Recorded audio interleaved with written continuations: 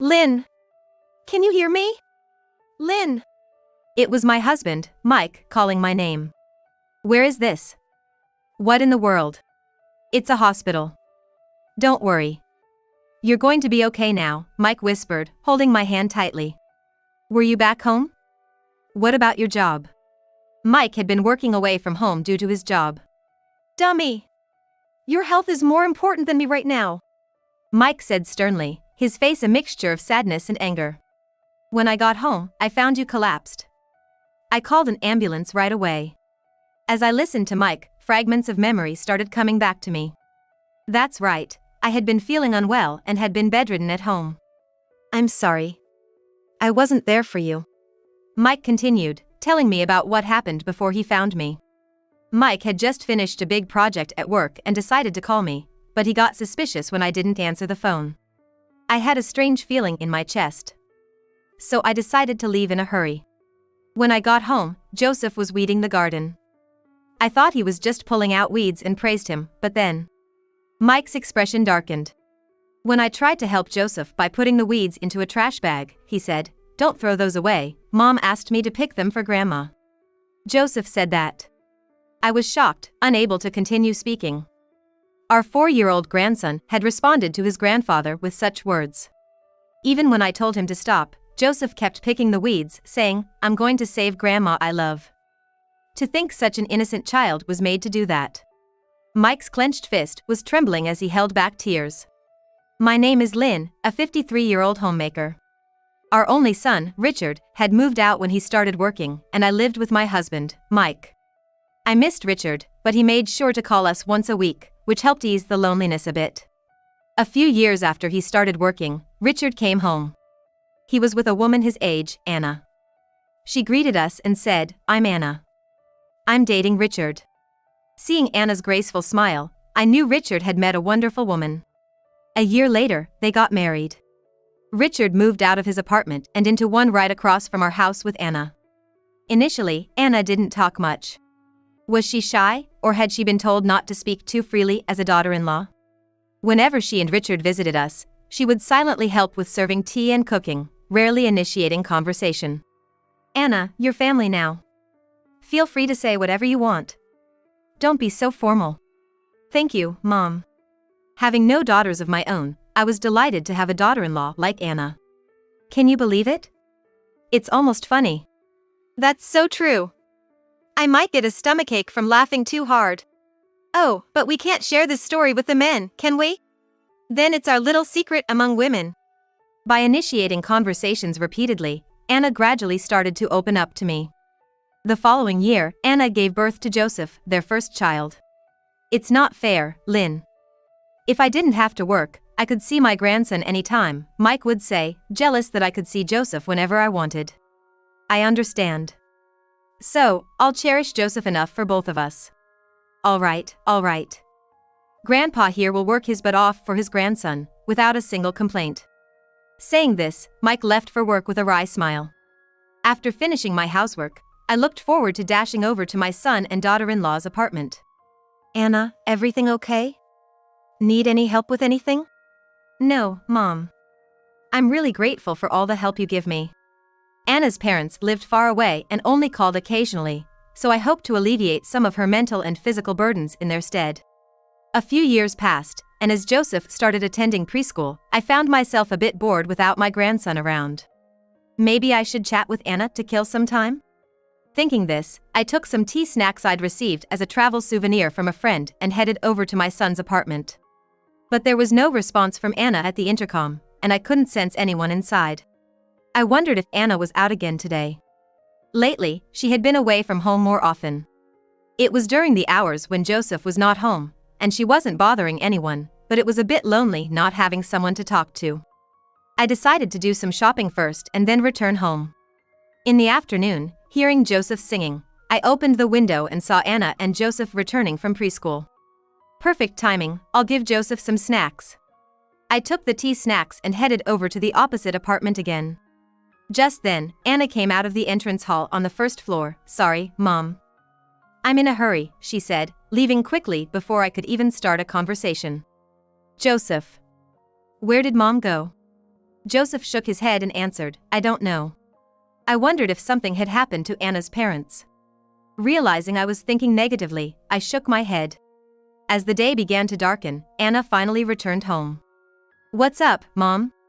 Seeing Anna act as if nothing happened, I let out a sigh of relief. It's nothing really. You just rushed out so suddenly, I got worried. I was invited out by an old school friend. Sorry about that. No, don't apologize. It was just me overthinking things. I laughed at my own needless worries. Not just that day, but Anna had started going out frequently almost every day. I wonder if Anna started a part-time job? That thought helped me convince myself to cut back on visiting my son and daughter-in-law's apartment. Around this time, my husband Mike also started working away from home due to his job. But this wasn't anything new, as Mike had often worked away since we got married. Whenever Joseph returned home, he would call me saying, Grandma, I'm lonely because Mom went out. Come and play with me. So, I never really felt alone. Soon after, my son Richard had to leave for a long business trip. I won't be back for a while, but I'm counting on you to look after Anna and Joseph, Mom. Richard always had a strong sense of responsibility. Don't worry. I'll take care of Anna and Joseph. I assured him with a smile as I saw him off. So, Anna, don't worry even though Richard is away for a while. If you have any trouble, just come to me. Anna gave a wry smile in response. There's no need for that. I can't share as much time with you as I'd need help with. Are you busy with your part-time job? I wish you had told me. Part-time job? Oh, yes, that's right. Actually, I am. Anna smiled faintly, her response seeming to hold some implication, but I didn't think much of it. Months passed. I began to follow more frequently. The doctor diagnosed me with a seasonal cold. Just rest at home for a while, and you'll be fine soon. The doctor assured me and prescribed some cold medicine. The doctor said it would clear up quickly, but perhaps due to my age, recovery was slow. I wished someone was at home with me. Hoping against hope, I called my son and daughter-in-law's house. After many rings, just as I was about to give up, thinking no one was there, the phone connected. Mom, what's the matter? I heard Anna's slightly irritated voice. Anna? If you're busy, it's okay. Sorry to bother you. In my dazed state, I thought I shouldn't trouble my daughter-in-law. Don't say it like that, it makes me more concerned. What's wrong? Tell me. Anna's tone was almost scolding. Well, I've caught a bad cold. But it's fine if you're busy. A cold? All right, leave it to me to take care of you, Mom. Are you sure? You seem busy with your part-time job. Didn't you ask for help? It's you who asked for help, not me. Anna raised her voice, sounding frustrated. Indeed, she was right. Asking for help and then saying don't worry about it was indeed making things more complicated. I'll do whatever I can for you. Thank you, Anna. It's comforting to have you here. About 30 minutes later, Anna came with the groceries and vitamin drinks I had requested. I really feel bad for you. You must be so busy. What are you saying now? When I hear that Mom has a cold, I'll rush over right away. It's only natural for a daughter-in-law. I'll make some chicken soup. Anna's reassuring words warmed my heart. While I was eating the steaming soup Anna had made, blowing on it to cool it down, she said, I'll step out for a bit. I'll be back soon, and hurried out. 2 or 3 hours later, Anna returned.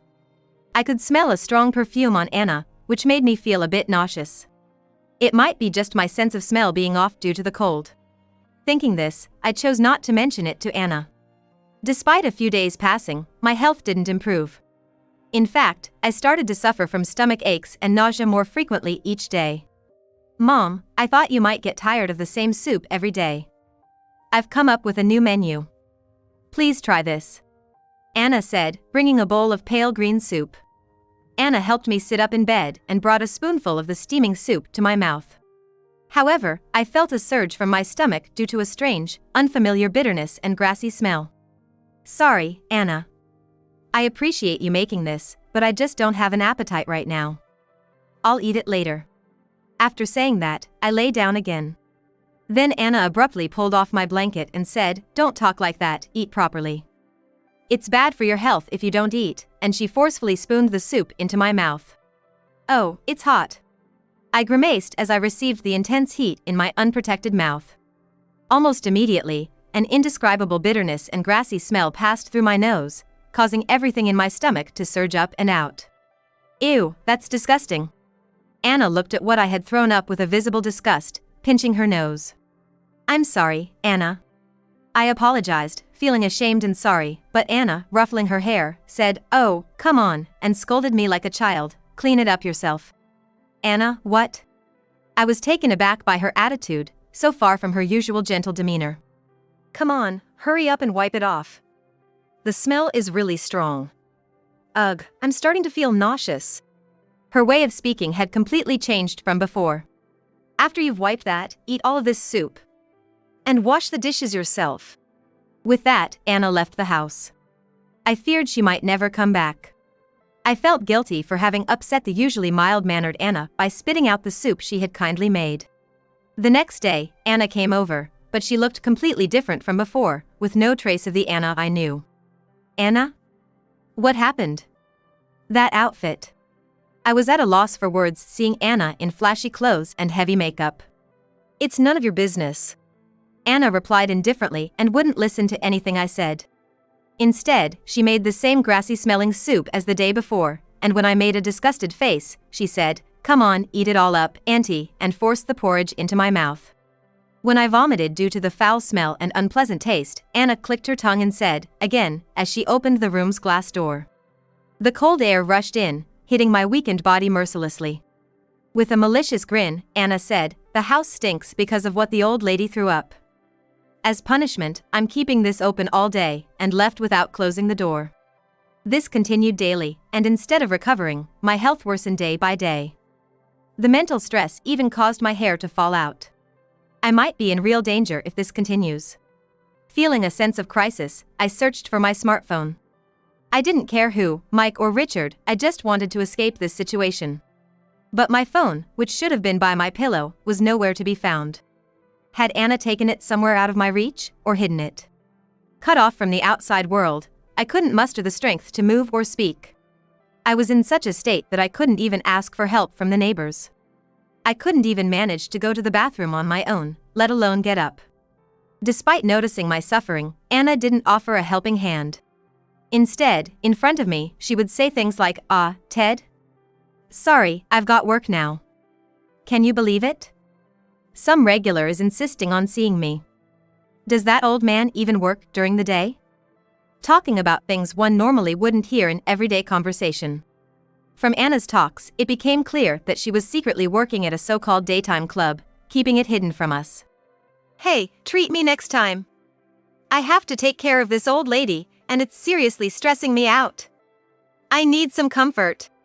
Her voice, smooth as silk, gave me goosebumps of discomfort. Anna, what kind of person are you? Huh? What's it to you, old lady? No one's gonna come to help you anyway. You don't have long left, so just lie down and be quiet. Anna's words were callously thrown at me. My heart was filled with sadness and anger at Anna, who had stopped trying to hide her true nature. Someone, anyone, help me. I memorized the scene before me, hoping someone would come to my rescue. My consciousness began to fade. After that, it felt like I was in a bad dream. Anna's smirking face would appear, followed by intense stomach pains. How long had I been asleep? When I opened my eyes, I saw a blurry, white space. My mind went blank, staring at a point in front of me, but after a while, I realized I was looking at a ceiling. So, I was at home, sleeping? Anna had opened the door, letting in the cold air. But strangely, I didn't feel cold at all. On the contrary, I felt a bit sweaty. Lynn. Can you hear me? Lynn. In my foggy consciousness, I finally heard my husband's voice nearby. Richard. Mom's awake. Go get the doctor. Mike's voice trembled with tears, and I heard footsteps rushing out the door. Where am I? What in the world? It's a hospital. Don't worry, you'll be fine now. Mike whispered, holding my hand tightly. What happened to me? I couldn't immediately grasp what had happened to me. The first thing that came to my mind was why Mike, who was supposed to be working away from home, was here. Were you back home? What about your job? Dummy. That doesn't matter right now. What's important is your health, Mike said, showing a complex expression of sadness and anger. When I got home, I found you collapsed. So, I immediately called an ambulance. As I listened to Mike, fragments of memory began to return. That's right, I had been sick and bedridden at home. Right after that, I remembered Anna's smirking face. Anna. I tried to shout her name, but I couldn't make a sound properly because my body was so weak. I know, the doctors told me. They found an indigestible amount of grass in your stomach, some of it poisonous.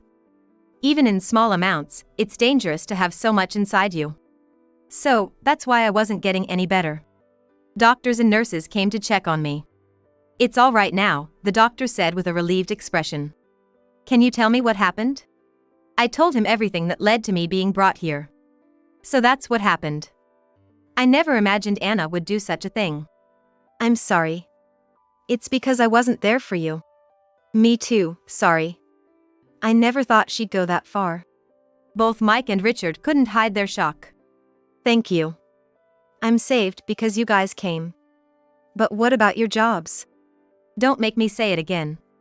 Your health is more important right now. That's right, Mom. Then Mike told me everything that happened while I was unconscious. Mike had just finished an important job and tried calling me.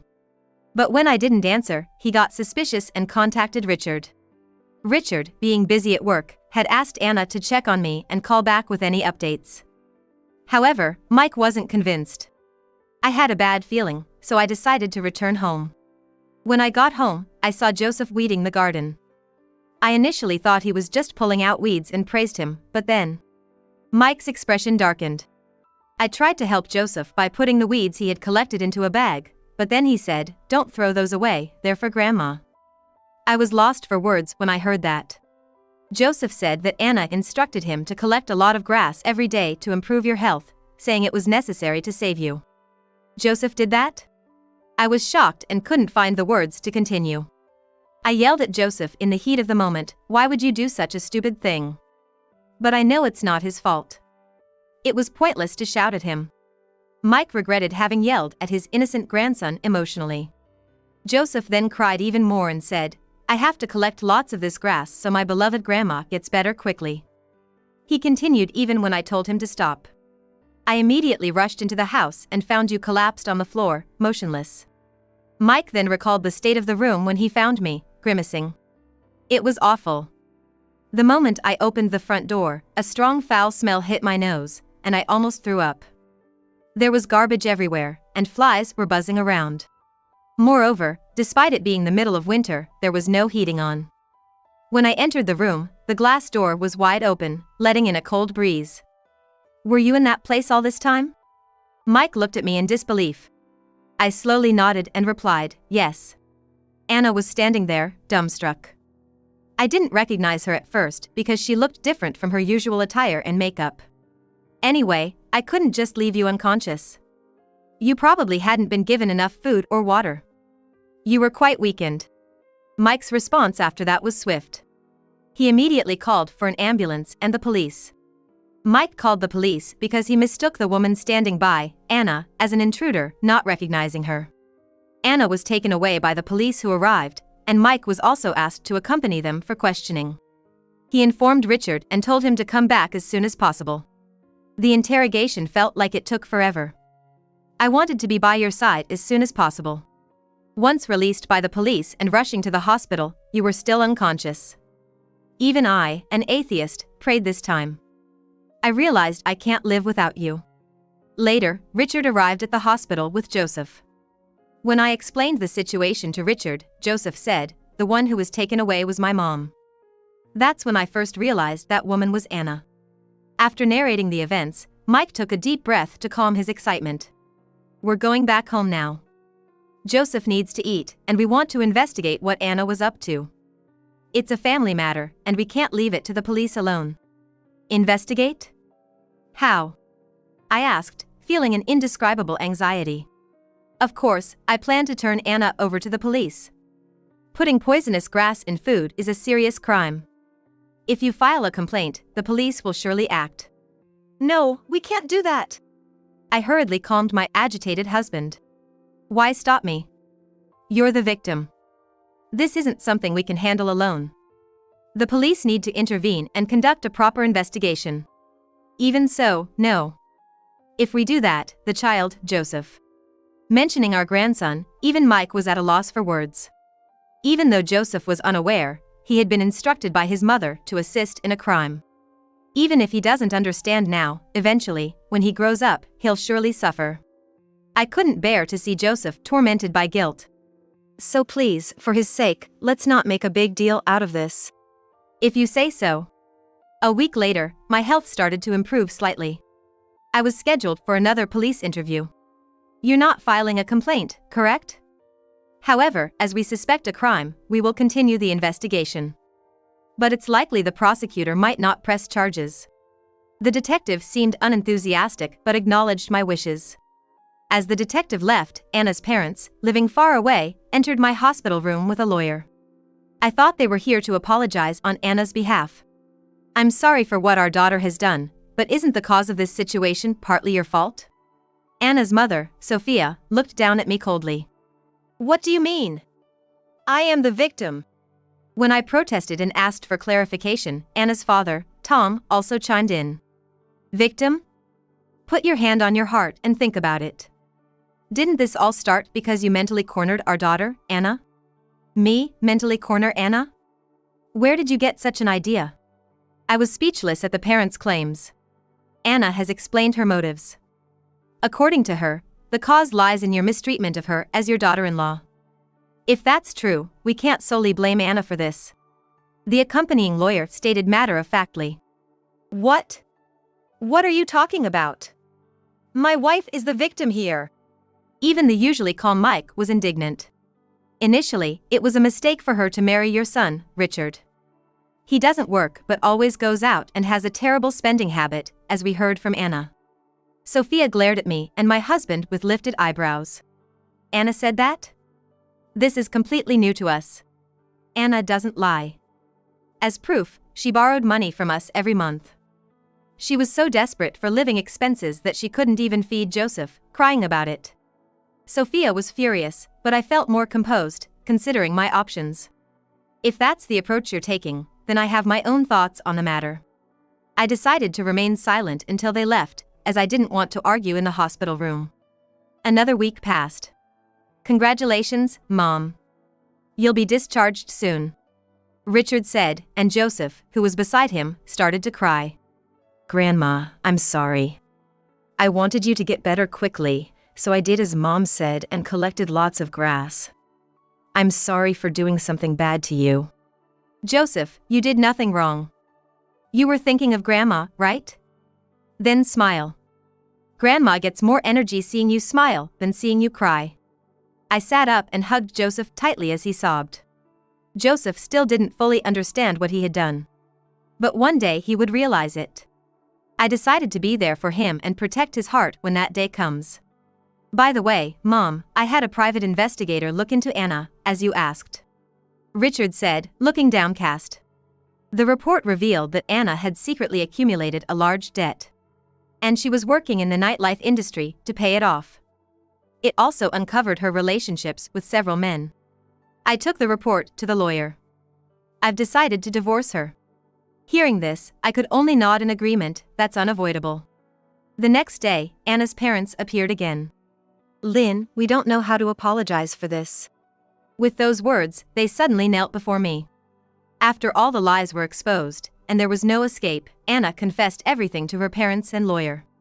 According to Anna, she started wanting time and money to enjoy herself right after Joseph was born. Unable to leave her newborn son, she reluctantly played the roles of a good wife and good mother. But when Joseph started preschool and she had more free time, Anna began to play around as if her tag had been lifted. She quickly ran out of money due to buying luxury items and taking day trips. Initially, she got living expenses from Richard, but soon spent it all and resorted to credit cards and loans. Eventually, she needed money to pay off these debts, which led her to work in the daytime club. There, Anna found a new source of joy. Male customers saw her not as a mother but as a woman, giving her the release she craved from the responsibilities of motherhood. Driven by the desire to escape, even if just for a moment, Anna started having relationships with multiple men. Then Richard had to leave for a long business trip. Anna saw this as the perfect opportunity, leaving Joseph with me to spend her days with men and eagerly working at the club at night. However, when I fell ill, her plans fell apart. Just when she thought she was free from childcare and had some freedom, she had to take care of me, and this stress eventually turned into anger towards me. If I was such a bother, she shouldn't have offered to take care of me. It was Anna who insisted on doing it. I wondered about this. Then, her father, Tom, reluctantly echoed Anna's words. She said she had to at least pretend to take care of you, otherwise she feared being labeled as a bad daughter-in-law later. Lynn, I deeply apologize for our daughter's unforgivable actions and for believing her side of the story and blaming you unjustly. Sophia apologized again. The police investigation continued, but no arrest was made since I didn't file a complaint. Following the revelation of Anna's infidelity, Richard decided to divorce her. They settled on Richard not taking responsibility for Anna's debts in exchange for not receiving child support and alimony.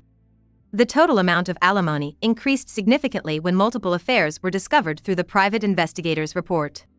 1 month after the incident, I finally returned home fully recovered. Mike, taking the incident to heart, said, "I won't make you feel lonely ever again," and retired early from his job. Maybe we can tend a garden together, live a peaceful life. That wouldn't be bad at all. Mike became more proactive in helping around the house. Grandma, I'm here. I'll be staying with you from today, Joseph exclaimed, arriving with his backpack, hand in hand with Richard. Well done. I'm looking forward to living together.